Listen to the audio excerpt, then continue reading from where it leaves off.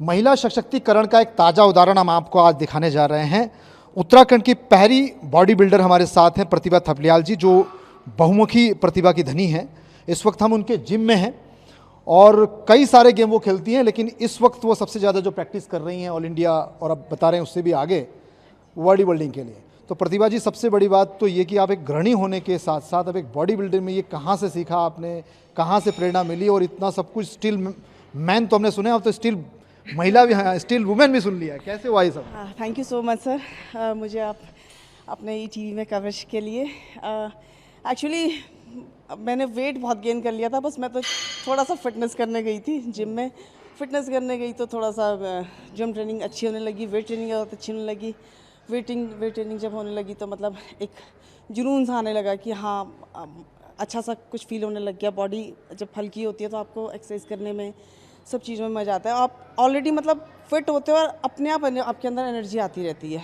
फिर जब weight training बहुत अच्छी कर रही थी तो मेरी मसल्स रिस्पॉन्स करने लगी। वो भी हस्बैंड ने मतलब मुझे हस्बैंड ने मेरे को वॉच किया कि तुम्हारी मसल्स वो कर रही हैं, रिस्पॉन्स दे रही हैं। तो मुझे बोला कि अगर तुमको बॉडी बिल्डिंग करनी है तो कर सकती हो।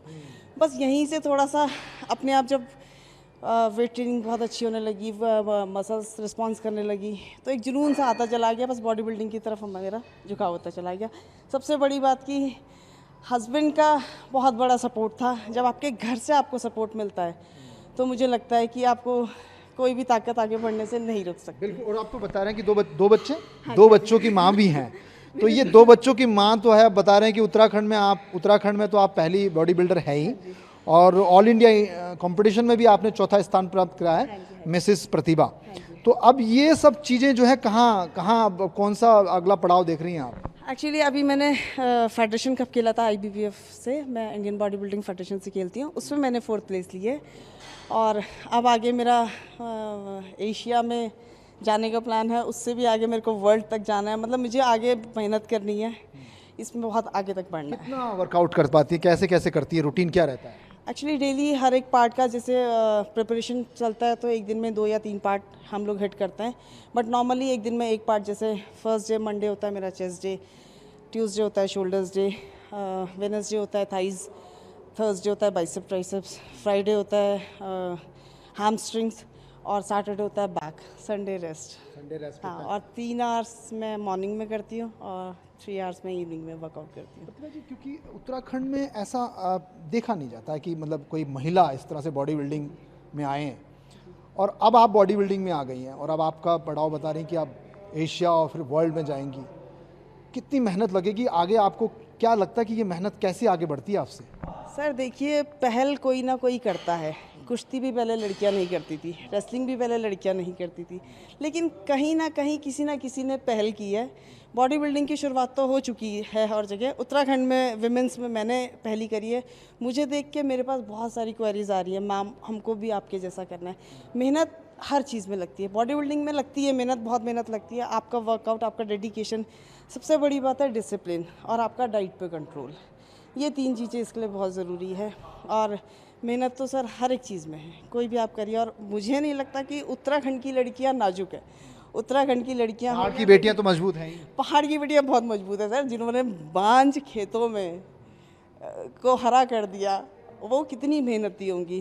प्रतिभा जी, आप तो बता रहे हैं कि नेशनल क्रिकेट भी खेली है। हाँ जी, हाँ जी। उत्तराखंड में भी आप बता रहे हैं वॉलीबॉल की जो है वो कैप्टन भी रही हैं। तो वो क्रिकेट, फिर वॉलीबॉल का, फिर अब ये वेट लिफ्टिंग, ये कैसे हुआ और कब क्रिकेट में क्या रहा? एक्चुअली क्रिकेट और वॉलीबॉल में खेलती थी जब मैं कॉलेज गर्ल थी, तो उसमें मैंने as a captain Uttarakhand represent किया हुआ है। और वॉलीबॉल में और क्रिकेट भी मैंने ऑल इंडिया खेले हुए हैं 4 कॉलेज की तरफ से, ऋषिकेश कॉलेज की तरफ से। बस सर वो वहीं तक ख़त्म हो गया। उसके बाद शादी हो गई, शादी के बाद बच्चे हो गए। पहले अपना बिजनेस करती थी, फिर बस मैंने कहा ना, एक हल्का सा अपने को आपको फिट करने गई थी। बट मैं इसका सबसे बड़ा श्रेय मेरे हस्बैंड को ही देती हूँ, क्योंकि उन्होंने ही मुझे पुश किया। उन्होंने मुझे मतलब हर चीज़ में जो भी मैंने करनी चाहिए होगी, उन्होंने मुझे कभी रोका नहीं।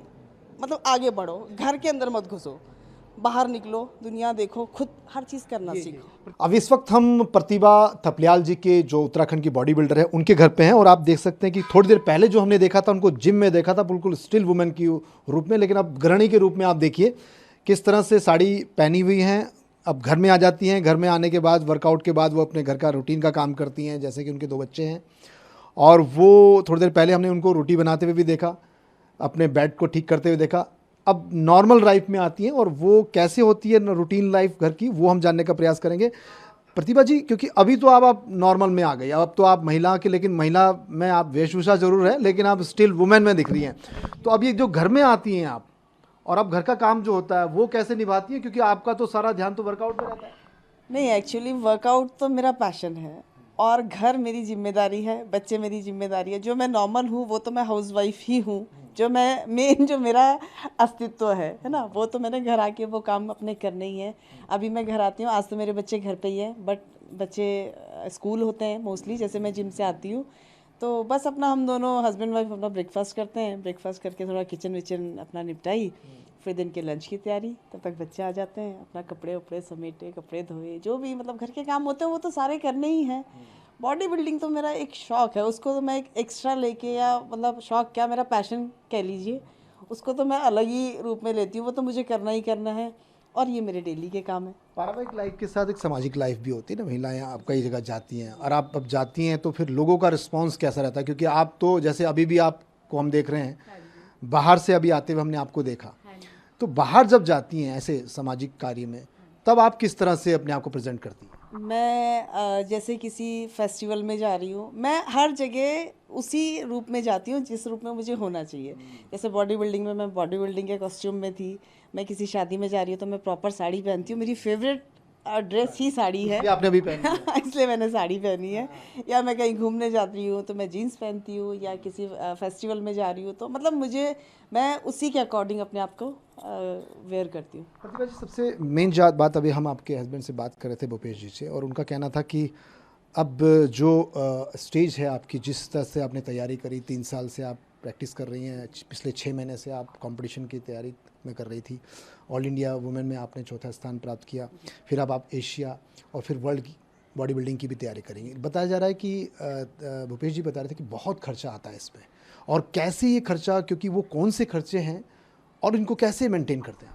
एक्चुअली जब हम बॉडी बिल्डिंग की प्रिपरेशन करते हैं, वैसे तो हम लोग पूरे साल भर लगभग डाइट में ही रहते हैं, लेकिन जब हम बॉडी बिल्डिंग की प्रिपरेशन करते हैं तो उसके लिए आपका एक प्रॉपर डाइट चार्ट बनता है, जिसमें आपके कार्ब्स कम हो जाते हैं, प्रोटीन डाइट बढ़ जाती है, आपका वेजिटेबल्स ज़्यादा होती है, सब्जियां ज़्यादा होती हैं, वे प्रोटीन होता है, 3 टाइम का वे प्रोटीन होता है। मतलब प्रोटीन डाइट में जैसे आप, मेरा 4 महीने 200 ग्राम चिकन डेली का है, 18 से 20 अंडे डेली के हैं, ओनली एग वाइट, रोज only egg white, boiled chicken होगा, उसके साथ ग्रीन वेजीज होंगी, उसके साथ आपका सैलड होगा, कार्ब्स कम होते हैं, जैसे रोटी का 1 होगी या 2 होगी, चावल बहुत थोड़ा सा होगा। तो इस तरह से एक प्रॉपर डाइट तैयार की जाती है। फ्रूट होता है और उसके अलावा वे प्रोटीन हमको लेना पड़ता है, और जो कई तरह के मतलब सप्लीमेंट्स होते हैं, जैसे आपका मल्टीविटामिन्स हो गया है या विटामिन सी हो गया है, जो मतलब जब हम इतना वर्कआउट करते हैं तो जिसकी हमारी बॉडी को नीड होती है, तो इस सब का आप खर्चा ले लो तो डेली आप लगा लीजिए कि इसका खर्चा कितना होगा।